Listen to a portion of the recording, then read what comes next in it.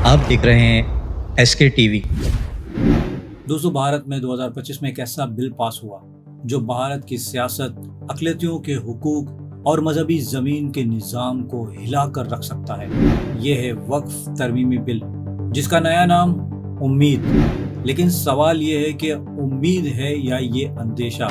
क्या ये मुसलमानों के लिए फलाह का जरिया बनेगा या ये उनकी ज़मीनों पर कब्जे का बहाना है? क्या मोदी हुकूमत मुसलमानों की तमाम ज़मीनें हड़पना चाहती है? इस बिल को लेकर हुकूमत और अपोजिशन की क्या दलीलें हैं और आखिर में इसका अंजाम क्या हो सकता है? यहाँ एक सदस्य ने कह दिया माइनॉरिटी इस कानून को स्वीकार नहीं करेगी। क्या धमकाना चाहते हो भाई? संसद का कानून है, सबको स्वीकार करना पड़ेगा। हम ही को कातिल कहेगी दुनिया, हमारा ही कत्लेआम होगा। हम ही कुएं खोदते फिरेंगे, हम ही पे पानी हराम होगा। सभापति महोदय, सन 1947 में दिल्ली की जामा मस्जिद की तारीखी सीढ़ियों पर खड़े होकर के भारत रत्न मौलाना अबुल कलाम आजाद साहब ने कहा था कि मुसलमानों कहां जा रहे हो? यह है तुम्हारा मुल्क, यहां तुम्हारे आबाओ अजदाद की कब्रें हैं। उस वक्त मौलाना आजाद की ये सदाएं सुन करके लोगों ने अपने सरों की गठरियां उतार करके रख दी थी। आज उसी दिल्ली में मौजूद देश की संसद में एक बिल आया है जो हमसे उसी जामा मस्जिद की सीढ़ियों के सबूत मांगेगा। आज की इस वीडियो में इन तमाम तर सवालों को तफसील से जानने की कोशिश करेंगे, इसलिए वीडियो बहुत इंफॉर्मेटिव है। इसे एंड तक पूरा लाजमी देखिएगा। दोस्तों, हिंदुस्तान के गरीब मुसलमानों का बार बार यही पैगाम आ रहा है कि इस बिल को जल्द से जल्द वापस किया जाए, जबकि भारतीय हुकूमत ये कह रही है कि वक्फ बिल के जरिए तरमीम में गरीब मुसलमानों को उनका हक देना है। लेकिन दोस्तों, सवाल ये पैदा होता है कि अगर कल को कोई कलेक्टर या ज़िले अफसर आकर कहेगा कि भाई साहब ये तो सरकारी ज़मीन है, इस पर स्टिकर लगा दिया जाएगा और मस्जिद बंद कर दी जाएगी और कह दिया जाएगा कि ये गवर्नमेंट की प्रॉपर्टी है। दोस्तों, मोदी हुकूमत एक हुकूमत से ज़्यादा सर्कस बन चुकी है। और याद कीजिए वो दिन जब किसानों ने 1 साल से ज़्यादा एहतजाज किया, तब जाकर मोदी सरकार को वो ज़रई कवानीन वापस लेने पड़े। अब इसी तर्ज पर 2 ऐसी पोजीशन बनाई गई हैं जिसमें हिंदू या गैर मुस्लिम अफराद को भी वक्फ बोर्ड में शामिल किया जा सकता है। दोस्तों, भारत के 20 करोड़ मुसलमानों पर मोदी हुकूमत का एक और हमला और ये एक और वार है। बीजेपी ये बिल लाकर अपने उन हिमायतों को खुश करना चाहती है जो बीजेपी की इक़्तिसादी पॉलिसियां, महंगाई, बेरोजगारी और तबाहाल मईशत की वजह से उससे बदजन हो चुके हैं। मुल्क में महंगाई, बेरोजगारी, ख़वातीन की हिफाजत, सेहत और तालीम जैसे अहम मसाइल ख़त्म हो चुके हैं, क्योंकि भारत अब ऐसा मुल्क बन चुका है जिसमें जुल्म और जबर बढ़ता जा रहा है।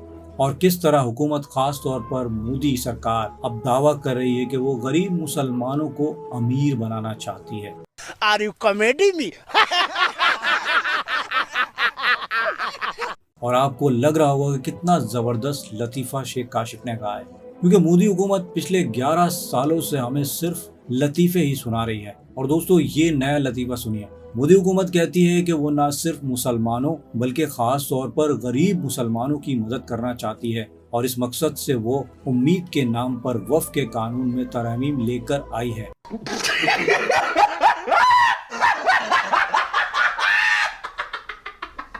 और इसी सिलसिले में अगस्त के महीने में पहला बिल लाया गया था, फिर इसे ज्वाइंट पार्लियामेंट्री कमेटी के पास भेजा गया और उस कमेटी की रिपोर्ट के बाद ये बिल भारत के दोनों ऐवानों से पास हो चुका है।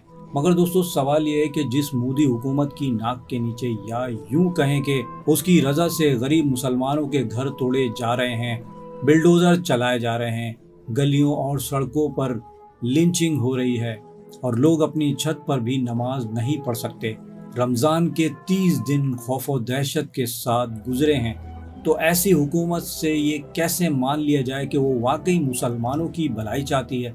जिस हुकूमत ने पिछले 11 सालों में मुसलमानों पर इतना जुल्म किया हो, वो आज वक्फ के जरिए उनकी भलाई करना चाहती है। और ये बात अक़लियती उमूर के वज़ीर किरण रिजिजू की तरफ से कही गई। उन्होंने कहा, शिया, सुन्नी, बोहरा, दाऊदी, पसमानदा मुसलमान, ख़वातीन, बच्चे, सबके लिए कुछ न कुछ करने की कोशिश की गई है। اور مسلم کمیونٹی اس بل کا پرجوش خیر مقدم کر رہی ہے۔ لیکن سوال یہ کہ جو وفد وزیر کے گھر جا رہے ہیں وہ عوام کی نمائندگی کرتے ہیں یا کچھ خاص لوگوں کی ذاتی مفادات کے نمائندے ہیں؟ کیا واقعی عام مسلمان اس بل کی حمایت کر رہا ہے؟ دوستو آئیے سمجھتے ہیں کہ وقف کیا ہوتا ہے۔ دوستو جیسے اسلام میں زکوٰۃ، فطرہ اور صدقات کا تصور ہے، ویسے ہی وقف بھی ایک دینی فریضہ ہے۔ یعنی اگر آپ صاحب حیثیت ہیں تو آپ اپنی آمدنی، زمین یا جائیداد کا کچھ حصہ سماجی فلاح و بہبود کے لیے وقف کر سکتے ہیں۔ مثال کے طور پر اگر میرے پاس 2 گھر ہیں تو میں ایک گھر کسی ایسے غریب کو دے سکتا ہوں جس کے پاس سر چھپانے کی جگہ نہیں ہو۔ اور یہ رواج صدیوں سے مسلمانوں میں چلا آ رہا ہے کہ وہ اپنی جائیداد کا کچھ حصہ یا مکمل جائیداد اپنی اولاد کے بجائے عوام کی فلاح کے لیے وقف کر جاتے ہیں۔ یہ جائیداد پھر نہ بیچی جا سکتی ہے نہ اس میں ترامیم کی جا سکتی ہیں۔ اس کا مقصد صرف عوامی فلاح ہوتا ہے، خاص طور پر یتیم، غریب، مسافر، بیمار یا تعلیم حاصل کرنے والوں کے لیے۔ اب حکومت کہتی ہے کہ وہ اس نظام کو بہتر کرنا چاہتی ہے، لیکن ان کی اصل نیت کیا ہے؟ اور جو بل لکھا گیا ہے اس میں زمین و آسمان کا فرق ہے۔ دوستو ایک جھوٹ تو یہ پھیلایا جا رہا ہے کہ وقف بورڈ سرکاری زمینوں پر قبضہ کر رہا ہے۔ حقیقت یہ ہے کہ اکثر جگہوں پر خود حکومت نے وقف کی زمینوں پر قبضہ کیا ہوا ہے اور عدالتوں میں مقدمات چل رہے ہیں۔ دوسرا جھوٹ یہ ہے کہ وقف بورڈ حکومت کے تابع نہیں آتا، جبکہ 1995 کے قانون کے تحت ملک میں 30 وقف بورڈ کام کر رہے ہیں جو وقف کونسل کے تحت آتے ہیں۔ ان بورڈز کا کام کیا ہے؟ مسجد، درگاہ، قبرستان، مسافر خانے، اسکول، کالجز، ہسپتال، ان کی دیکھ بھال کرنا، سماجی بہبود کے منصوبے چلانا، پسماندہ مسلمانوں کی مدد کرنا۔ ہاں دوستو یہ سچ ہے کہ وقف بورڈ میں بہت سی خامیاں ہیں اور اصلاحات کی ضرورت ہے، مگر اصلاح یہ نہیں کہ آپ اس کا سر ہی کاٹ دیں۔ مثلاً اگر کسی کو سر درد ہے تو آپ اس کا پورا سر ہی کاٹ دیں، کیا یہ علاج ہے؟ اسی طرح اب کہا جا رہا ہے کہ وقف کی زمینیں سرکاری زمینیں ہیں اور ان پر حکومت قابض ہو سکتی ہے۔ دوستو کیا آپ جانتے ہیں کہ ریلوے کے پاس 33 لاکھ ایکڑ زمین ہے، ڈیفنس کے پاس 17 لاکھ ایکڑ زمین، جبکہ دوستو وقف بورڈ کے پاس 9.4 لاکھ ایکڑ زمین موجود ہے۔ ملک بھر میں تقریباً 9 لاکھ وقف پراپرٹیاں اندازاً قیمت 1.2 لاکھ کروڑ روپے ہے۔ تو یہ سوال ہے کہ کیا اس بل کے ذریعے ان زمینوں کو حکومت کے کنٹرول میں لے کر کسی اور کو دینے کی سازش کی جا رہی ہے؟ دوستو اویسی صاحب نے پارلیمنٹ میں کہا کہ اگر کل کو کوئی مسجد جو وقف کی زمین پر بنی ہے اور اس پر حکومت دعویٰ کر دے کہ یہ ہماری ہے تو کیا ہوگا؟ اگر کلیکٹر فیصلہ کرے گا کہ یہ سرکاری زمین ہے تو مسجد پر اسٹیکر لگایا جائے گا اور کہہ دیا جائے گا کہ یہ گورنمنٹ کی پراپرٹی ہے۔ اویسی نے کہا کہ اگر حکومت خود فریق ہے اور کلیکٹر حکومت کا ہی ملازم ہے تو ہم انصاف لینے کہاں جائیں گے؟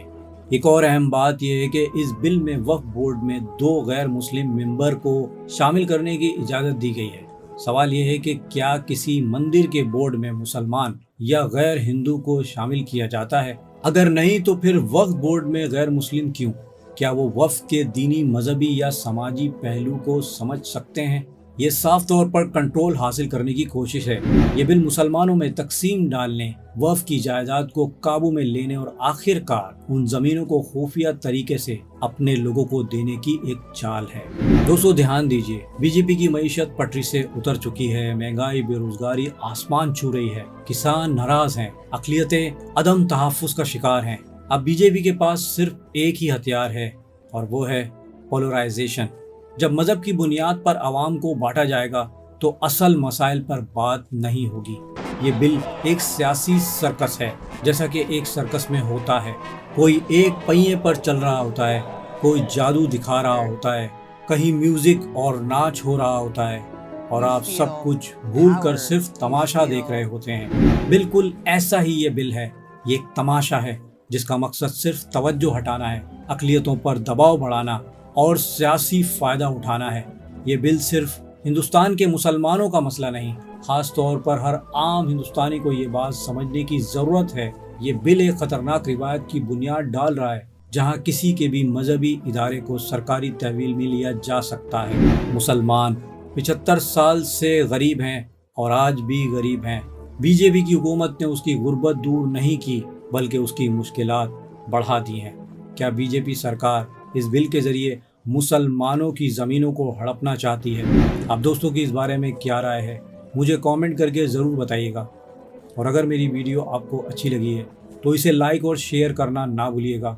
और मज़ीद ऐसी वीडियोस के लिए मेरे चैनल को सब्सक्राइब कर लीजिए।